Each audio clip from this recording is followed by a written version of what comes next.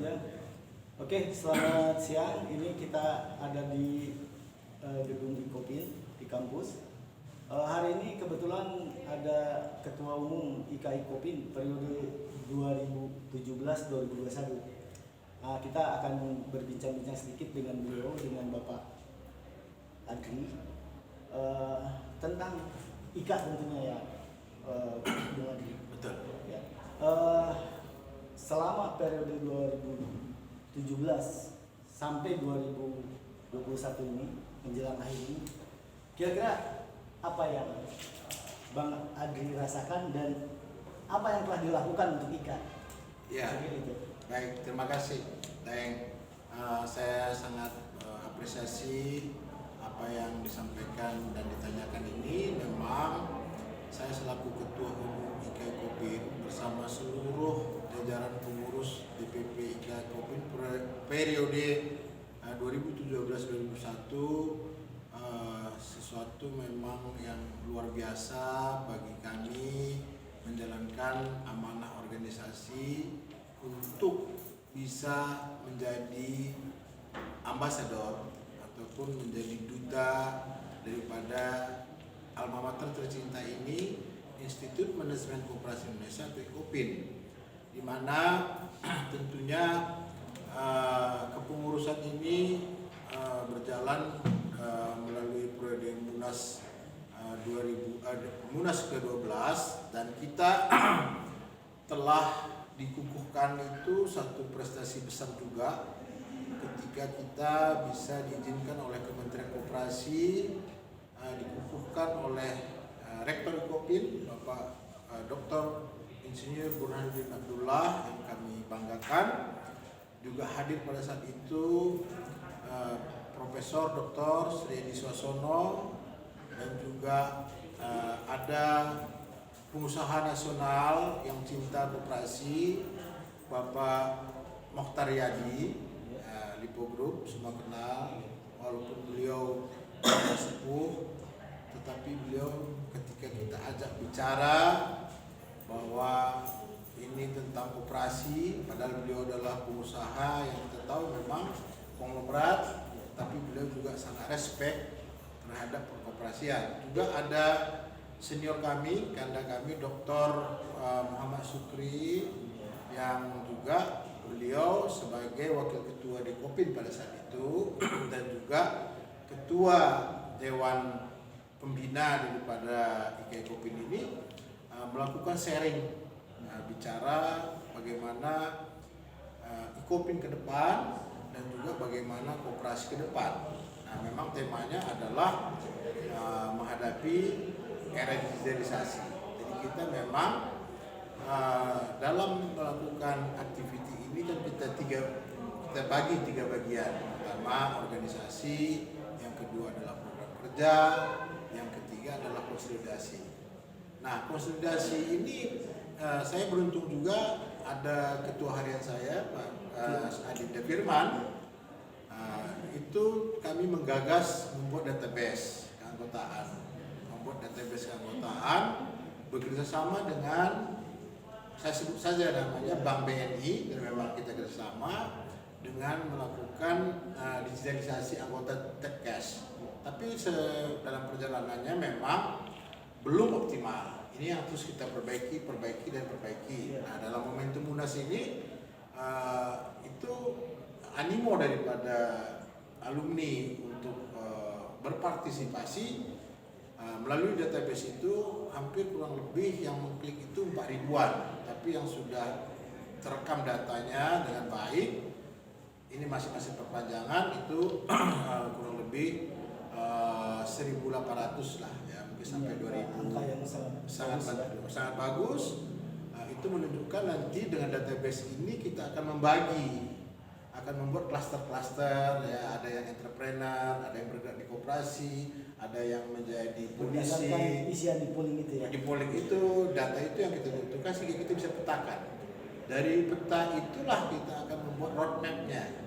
Nantinya mungkin kita wariskan kepada kepengurusan yang baru supaya ini juga menjadi salah satu syarat untuk akreditasi kampus Ikopin ini. Jadi bagaimana kita bisa melihat database anggota? Karena kalau semakin banyak alumninya yang berkarya ataupun bekerja dalam segi bentuk profesi, bukan menganggur, maka saya yakin insya Allah Ikopin ini akan terakreditasi dengan baik, menjadi lebih baik lagi. Sehingga juga kita juga berkeinginan akan membuat marketplace, membuat platform digital. Kita tentu mendorong membuat konsep-konsep, ide konsep. Nah tentu aksinya adalah kepada alumni itu sendiri berkurang, tapi minimal bahwa ada guidance, ada satu tuntunan, ada satu arahan bagaimana kita membuat alumni semakin berdaya. Ya, jadi IKA Ikopin bukan pencari kerja alumni, bukan, tapi adalah sebagai station, sebagai terminal, jembatan untuk dia bisa mendapatkan akses minimal akses informasi, ataupun kita juga bisa memberikan informasi. Jadi take and give. Jadi kita juga bikin sekarang ini bagaimana meng-give dulu, baru kita take apa manfaatnya kepada kampus sebagai alma mater ini. Itu yang pertama. Yang kedua, dalam masa periode kepengurusan kami ini juga sudah terbentuk DPD, DPW ada. Memang masih Sekitar berapa sekarang? sekarang sudah ada 18 DPD, DPD-nya. 1 DPW, DPW satu. DPW Banten Raya, dan ini nanti akan kita kembangkan terus sehingga tadi fungsinya sebagai ambasador, sebagai duta, ini akan membuat Ikopin ini juga semakin berjaya. Ya, Artinya karena jangkauan ke alumni lebih mendekat. juga kepada orang yang akan kuliah di sini tahu keadaan Ikopin. Dan Ikopin ini adalah perguruan tinggi yang lebih spesifik sebetulnya kepada manajemen. Manajemen itu juga ilmu ekonomi. Nah, tentu ada pertanyaan, apa bedanya dengan perguruan tinggi yang lain? Yang misalnya sekolah tinggi ekonomi atau sekolah tinggi manajemen dan sebagainya. Ya tentu bukan karena saya alumni Ikopin. Tadi juga kan Dain udah bilang bahwa di Unpad juga kan kuliah kan, tapi bahwa Ikopin ini ada ciri khasnya juga mempelajari di samping manajemen ataupun ekonomi, dia mempelajari koperasi. Ya. Nah ini plus Sesuai labelnya Institut Manajemen koperasi, bunga itu kan berkembang, tumbuh kembang. Nah, dan ya dulu cita-citanya memang bagaimana menciptakan supaya ada sumber daya manusia, human capital yang bisa bekerja di koperasi. Tetapi pada akhirnya ya tergantung daripada output yang dihasilkan, tentu bagaimana daya serap pasarnya. Ya kalau koperasi tidak ada apa yang mau dibuat, tapi minimal jiwanya, rohnya itu sudah ada. Sehingga ketika dimanapun berada, apakah dia saya sebagai pengusaha, entrepreneur, tetap jiwa koperasi itu ada. Karena sebetulnya cooperation itu kan kerjasama. Jadi hanya badan hukum yang memang harus juga diformalkan supaya nantinya entrepreneur itu bahwa harus kita naik kelas, dia harus memiliki badan hukum organisasi. Jadi saya juga mengkritisi baik selaku pribadi maupun ketua umum Ikopin bahwa koperasi itu tidak sama dengan UMKM, beda. UMKM itu adalah sektor informal sebetulnya, individu. Yang harus didorong adalah bagaimana caranya UMKM ini naik kelas, memiliki organisasi, boleh DPT, boleh CP, boleh firma, tapi lebih bagusnya lagi dia berhimpun di koperasi, tapi bukan koperasi konsumsi atau koperasi kredit rentenir yang model rentenir, bukan. Dia harus menjadi koperasi produktif. Koperasi produktif itu berkembang di kibbutz ya, di Israel, ada berkembang di negara-negara Skandinavia, sehingga itu menjadi satu trigger bahwa kolaborasi, elaborasi, kerjasama dengan lebih mengutamakan daripada usaha bersama, ini kan satu sinergi sebetulnya. Jadi kalau kita lihat bagaimana Gojek, itu kan dia memiliki platform tapi kan menghimpun orang. Iya. Maka bonus efek bonus demografi itu harus dimanfaatkan. Tentu juga kelembagaan koperasinya harus kuat, harus memiliki platform, harus memiliki marketplace yang digital, sehingga dia bisa mengikuti perkembangan zaman. Koperasi itu tidak anti besar dan koperasi itu juga tidak ecek-ecek. Nah, itulah misi yang dibawa oleh IKI Kopin. Pertama tentu sebagai duta daripada alma maternya sendiri, yang kedua bagaimana membuat satu sinergi antar alumninya. Nah, itu melalui database. Nah, sehingga kepengurusan kami ini tentu masih banyak kekurangan, tapi sudah kita mulai dengan tekad bersama. Nah, nanti kita akan perbaiki, akan kita wariskan lah. Kita berikan legacy kepada kepengurusan baru. Motonya adalah dari baik menjadi lebih baik lagi. Dan selalu memberikan nilai tambah, value added. Dan itu bahasa-bahasa itu sudah terekam mulai dari dulu ketika kuliah di Kopin. Dan di Kopin ini adalah kawah candra di muka, sehingga kehadiran daripada IKI Kopin adalah sebagai pemersatu, bukan sebagai pemecah. Ini namanya ikatan kekeluargaan. Iya. Jadi ini adalah rumah kita. Dalam rumah alumni ini ya tentu berbeda pendapat dan juga berbeda pendapatan, kan nggak mungkin sama rasa sama rata. Tapi itulah warnanya. Tapi itulah warnanya, asal jangan menyerang pribadi, membuka aib orang, tidak perlu itu. Karena kita satu keluarga. Kita satu keluarga, marilah kita cari persamaan, jangan cari perbedaan. Persamaan untuk melangkah. Dan prinsip daripada koperasi itu kan egaliter, bahwa kita ada yang disebut tentang memang musyawarah mufakat, tapi kalaupun kita melakukan sesuatu, melakukan keputusan itu adalah untuk kepentingan bersama. Ya. Terima kasih Bang Adri. Ini udah kita dengarkan tadi bagaimana Bang Adri selama 2017 sampai 2021. Nah ini Bang, kita tahu kita ini udah sampai mendekati ujung lah Bang ini pegang ketua umum. Nah saya kira rekan-rekan juga mau tahu nih apa yang Abang persiapan ini di akhir masa kepemimpinan Bang Adri ini. Ya, sebelum saya akan jawab itu, saya sebetulnya mau informasikan bahwa sepanjang masih pasal 33 Undang-Undang Dasar 1945 itu masih ada, maka sepanjang itu juga yakinlah koperasi sebagai suku guru perekonomian Indonesia tinggal menunggu waktu saja.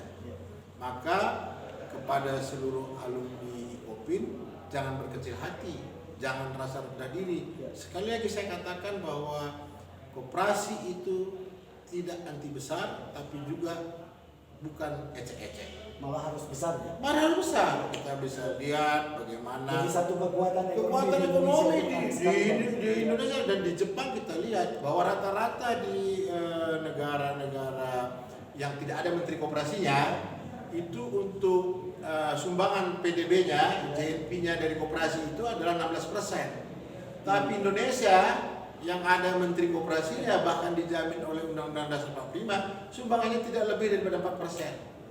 Masih tertinggal lah ya Bang. Sangat jauh sekali. Bahkan makanya kalaupun bisa, siapapun dia alumni Kopin, apakah dia pernah ketua umum, atau siapapun, kita harapkan bisa menjadi menteri koperasi. Nah, jadi ibaratnya kan ada istilah kita sangat berharap ya, apapun makanannya, teh ini yang menjadi minumannya. Kalau saya, siapapun presidennya, Menteri Koperasi dari Kopin, gitu loh. Nah itu yang kita tunggu ini semua. Itu yang saya mau wariskan gitu, semangat itu. Ya. Semangatnya harus kita pelihara. Ya, masalah itu tercapai atau tidak tercapai itu urusan lain. Betul. Tapi minimal kita berani bermimpi, tentu juga harus realistis. Makanya saya pikir ini bukan mimpi Bang, ini harusnya realistis. Realistis kan sebetulnya. Tapi kalau ada orang juga menganggap ini mimpi, ya kita bangunkan ini dari mimpi. Kita adalah punya cita-cita menuju ke sana. Itu yang mau saya sampaikan. Juga tadi pertanyaannya, ini kan memang sudah menjelang lunas. Betul. Ya, saya ajak semua yang alumni Kopin dimanapun berada di seluruh, bahkan kalau perlu yang ada di luar negeri itu pun nanti kita buatkan SK-nya sebagai ambasador, sebagai cabang ya, atau sebagai DPD. Kita buat ini semakin banyak organ-organ ini butuh memang sebuah kesadaran, karena ini memang organisasi nirlaba. Ya, ini tentu tanggung jawab moralnya yang paling banyak. Ya, tidak ada manfaat materi, tidak ada, tapi saya yakin benefit yang diperoleh baik secara pribadi maupun secara institusi itu pasti ada. Bahwa yang namanya kita bersinergi itu luar biasa saya rasakan. Saya merasakan betapa IKI Kopin ini akan menjadi sebagai memberikan sebagai terowongan, kata Pak Burhanuddin Abdullah, saya kutip pernyataan Pak Burhanuddin, bukan lagi jalan keluar, tapi sebuah terowongan yang sedemikian luas. Kalau terowongan itu arahnya lebih pasti ya, Pak? Lebih pasti, dan dia akan menuju satu titik yang memang luar biasa. Ada di depan. Ada di depan. Kita belum nyampe di sana. Belum nyampe sana. Bukan lagi jalan keluar. Betul. Tapi kita tapi ini ada orang menganggap utopis. Enggak. Saya tetap realistis. Memang saya realistis, dan saya lihat banyak perkembangan perkoperasian di Indonesia ini yang memang terpatron kepada koperasi kecil gitu, tersandera. Jadi saya ingin jangan tersandera. Bahkan kita juga hadir sebetulnya di sini, Mas Tabroni ini nanti bersama ada adik saya ini akan membuat koperasi agro. Koperasi agro ya, koperasi pertanian. Menarik ya, Bang, ya. Itu seperti di Jepang ya, di Korea. Sebetulnya mereka itu kan memakai itu. Nah, kekuatan-kekuatan ini yang akan kita jadikan, karena juga koperasi sekarang bisa dibikin dengan 7 orang. Dengan 9 orang. Lebih mudah lah. Lebih mudah, tapi tetap kita harus prinsip-prinsip koperasi itu kita perhatikan. Karena di situ ada asas netralitas, asas equal, one man one vote, keadilan ya. Dan itu sebetulnya itu yang diutamakan gitu loh. Jadi IKI Kopin ini kami akan ingin mewariskan di sisa kepengurusan ini ada beberapa kegiatan lagi. Nanti puncaknya memang di Munas. Ya, jadi kami akan melakukan rapat pleno setelah nanti ada rangkaian Munas untuk penyempurnaan ADRT. Nah, dalam penyempurnaan ADRT ini pun kami semua stakeholder yang terhimpun di dalam senioritas, di dalam semua pendapat kami himpun. Intinya adalah ada cantolan, karena ini pandemi kita bisa melakukan munas secara online, bisa kalau tidak terjadi musyawarah mufakat, mekanisme pemilihannya bisa menjadi e-voting, digital itu tidak menyusahkan, ada cantolan. Terus juga untuk kriteria siapa yang bisa menjadi calon ketua umum IKI Kopin, kita buka ruang selebar-lebarnya. Siapa kita serahkan, tapi tetap prinsipnya musyawarah mufakat. Tapi kalau tidak terjadi musyawarah mufakat, ya harus kita lakukan pemilihan suara. Tapi juga karena ini namanya keluarga, yang menang harus merangkul yang kalah. Tidak ada win-win, tidak ada loss-loss. Kembali satu keluarga. Karena apa sih yang mau dicari? Kan kekuatan aja, ini nirlaba. Jadi jangan dipolitisasi gitu. Ya kalau berpolitik itu kan strategi. Kita tidak boleh kasih, tapi bukan politik partai politik atau ormas. Personal aja, Bang. Ya. Jadi berbuat untuk kebaikan, memberikan nilai tambah.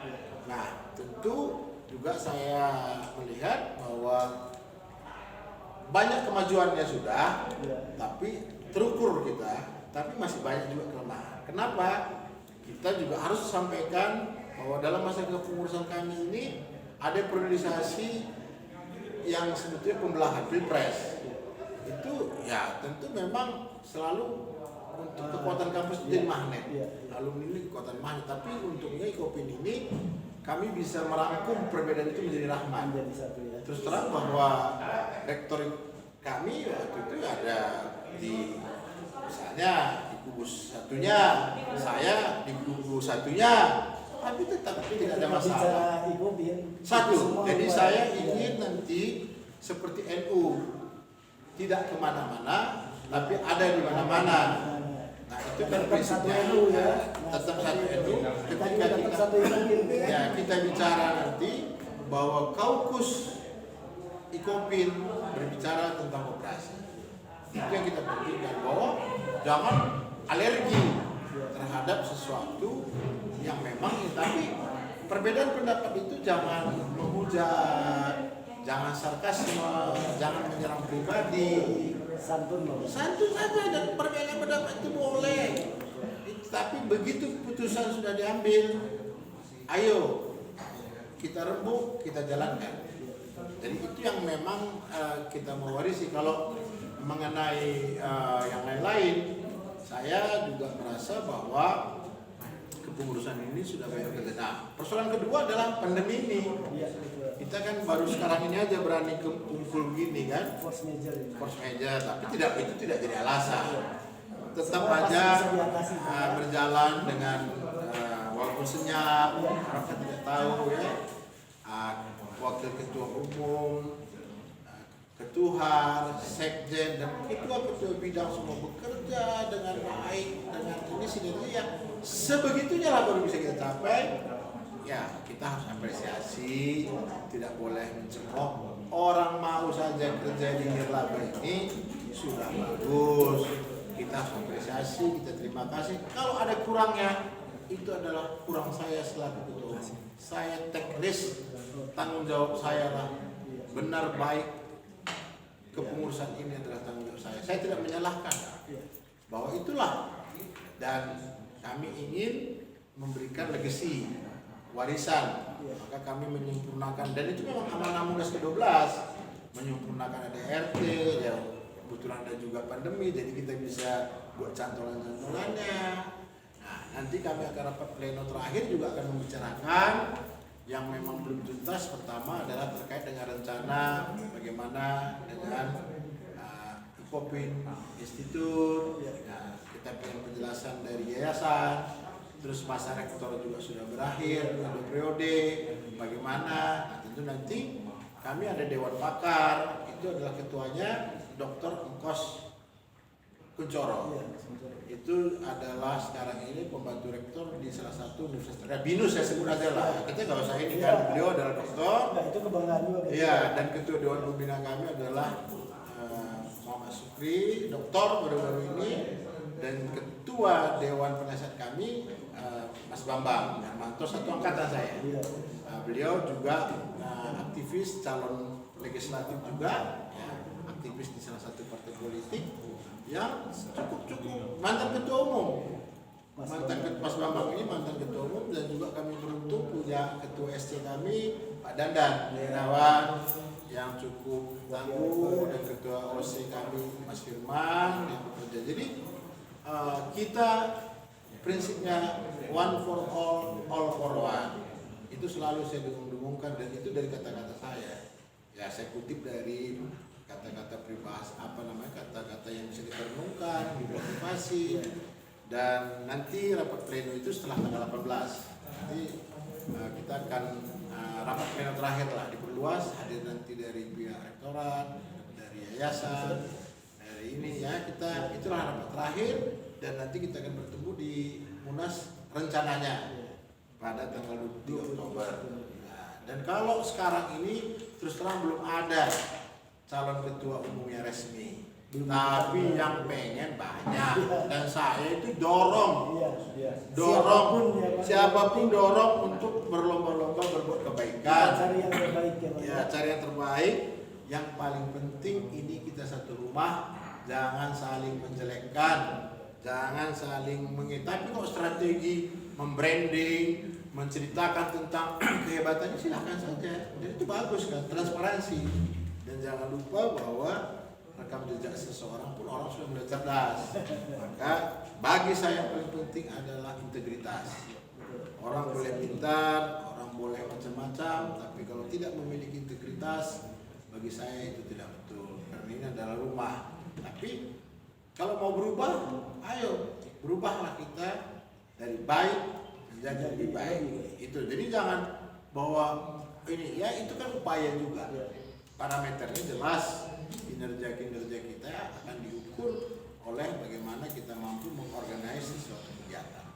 Saya pikir itu bahwa sekali lagi kami juga telah membentuk DPD tadi ya, juga kami juga padanya berbagai kegiatan-kegiatan nasional kami ikutin, ya bertemu dengan presiden, bertemu dengan wakil presiden, ya kita cukup dekat. Tapi kalau ibaratnya katanya garis tangannya belum tercatat, ya mau apa? Ya kan? Tapi juga tidak perlu disesali. Tapi apakah bermimpi jadi menteri nggak boleh? Ya boleh. Saya cita-cita saya jadi presiden Indonesia, tapi menteri pun belum. Tapi tidak apa-apa, siapa tahu nanti. Siapa tuh nanti Harapan itu yang ada. kan? Ya, jadi jangan juga teman-teman alergi terhadap sebuah cita-cita. Iya. Saya bangga lah, dan dengan adanya Munas ini, maka partisipasi mulai kelihatan. Tapi janganlah berhenti di situ. Yang Terus lah. setelah itu. Ya setelah itu jangan ramenya hanya di pemilihan ketua umumnya. Ya. Yang paling penting bagaimana membuat pemikiran-pemikiran program kerja ke depan. Seperti yang sampaikan, saya sangat bangga sekali ya. Ini saya juga sampaikan di podcast ini bahwa banyak alumni Kopin yang melakukan industri kecil, industri rumahan, membuat gula aren, terus di reseller lagi dengan dikemas, di branding lagi. Itu perlu diangkat, Bang. Ini harus kita angkat oleh IKI Kopin. Di sini ada ini adik saya Liston ini, dia juga punya branding seperti itu. Dan itulah yang namanya kolaborasi tadi. Itulah cooperation. Dari alumni untuk Alumni itu belum ada badan hukumnya, tinggal dibuat aja badan hukumnya. Iya, Tidak ada masalah kan. Berhimpunlah, bersinergilah, berjamaah lah dengan kooperasi. Tapi mau badan hukum yang lain juga boleh. Karena pasal 33 itu memberi 3 ruang kepada BUMN, badan usaha milik negara, badan usaha milik swasta, dan badan usaha milik koperasi. Jadi 3 ini bahkan di dalam risalah rapatnya, perdebatannya, maka akhirnya dikonklusikan koperasi sebagai soko guru perekonomian Indonesia. Jangan hanya lip service, maka itu harus diwujudkan. Nah, bagaimana caranya? Mari bersatu. Ya, kita bersatu, bangun terus bagaimana kita mulai dari rumah kita, Bang. Rumah kita, rawatlah rumah kita. Kita harus jadi besar dari rumah kita. Betul sekali. Ya, terima kasih, Bang. Ini kita sudah dengarkan ya sedikit bincang-bincang dengan Bang Adri, Ketua IKI Kopin saat ini, yang mungkin akan sebentar lagi akan menyerahkan estafet kepemimpinannya kepada yang baru. Kita berharap yang baru ini bisa lebih baik, ya. Dari baik menjadi lebih baik. Dari baik lebih baik. Ya. Mungkin Kang Dandan bisa di sini ini bisa bicara juga. Ya, Apa ya, cuma silakan. kebetulan. Silakan Kang Dandan. Ada kursi, silakan. Kita. Teida. Saya sebentar, Bang ya. Ya, saya lanjut dulu dengan Bang Adri. Boleh. Ini kan abang mau selesai nih. Ya. Pertanyaan saya terakhir. Oke. Pertanyaan terakhir dari Bang Adri. Ya. Kira-kira setelah Bang Adri estafetkan ini kepemimpinan kepada yang lain, Bang Adri akan memposisikan di mana untuk IKI Kopin itu? Jadi memang kalau tradisinya Apa abang mau lepas aja begitu aja? Saya tidak. Ini saya sangat cinta. Saya berharap abang tetap eksis di sini. Ya. Sebagai apapun. Terima kasih. Memang kalau untuk struktur itu kan ada dewan penasehat, ada dewan pembina, ada dewan pakar. Ya, kemungkinan saya mungkin di dewan pembina. Dan saya tetap memang mau memberikan kontribusi terhadap IKI Kopin ini bersama seluruh teman-teman yang pengurus yang lama pun nanti itu tolong diakomodir bagi yang mau. Tapi kalau bagi yang mau itu saya akan tetap perjuangkan untuk bisa meneruskan, karena ini kita ini SDM kita juga terbatas. Jadi yang sudah ada mari kita asah, dan saya tetap cinta IKI Kopin. Tetap akan bekerja sama dengan IKA, dengan alumni, dan kita besarkan ini semua. Kita besarkan. Okay. Dan saya tidak akan pernah lupa itu, karena saya juga merasa itulah tanggung jawab moral saya. Dan masalah kepengurusan itu tentu ada eranya. Kita juga harus mewariskan tradisi satu periode supaya regenerasi. Tapi tetap mendorong mereka. Saya pasti Ya, dan itu janji hati saya. betul. Terima kasih deh. Iya. Ini luar Terima biasa. kasih nih Bang ya. Ya. Pembicaraan kita ini kita nyantai aja, tapi kita sudah dengarkan apa yang disampaikan oleh Bang Andri. Pesan moralnya satu, kita tetap damai, kita tetap besarkan IKI Kopin. Oke, itu dulu dari saya dengan Bang Andri. Terima kasih Abang. Terima kasih. Salam sukses, salam tangguh, salam koperasi. Nah, kita ke sesi yang lain sekarang.